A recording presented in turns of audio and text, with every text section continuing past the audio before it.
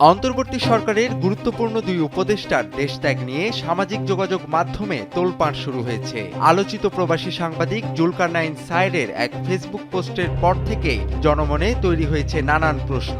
Facebook পোস্টে তিনি জানান, সোমবার দুপুর 12:50 চায়না ইস্টার্ন এবং সন্ধ্যা 6:45 এমিরেটস এয়ারলাইন্সের ফ্লাইটে প্রভাবশালী দুই উপদেষ্টার ঢাকা ছাড়ার কথা রয়েছে।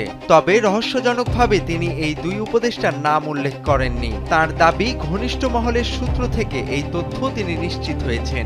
এই সাংবাদিক আরও মন্তব্য করেন, যথাযথ অডিট এবং নিরাপত্তা ছাড়পত্র ছাড়াই তাদের দেশ ত্যাগ করতে দেয়া ঠিক হবে না। জীবন অবাক না করলে কে করবে? 28% মিল্ক ফ্যাটের অবাক করার সাথে ফ্রেশ মিল্ক পাউডার। জীবন অবাক করুক প্রতিদিন। এর আগে গত শনিবার প্রধান উপদেষ্টার বিশেষ সহকারী ফয়েজ আহমেদ তৈয়ব জার্মানির উদ্দেশ্যে ঢাকা ত্যাগ করেছেন। ঠিক তার 2 দিন পরই নতুন এই খবরের গুঞ্জন জনমনে গভীর কৌতূহল ও উদ্বেগের সৃষ্টি করেছে।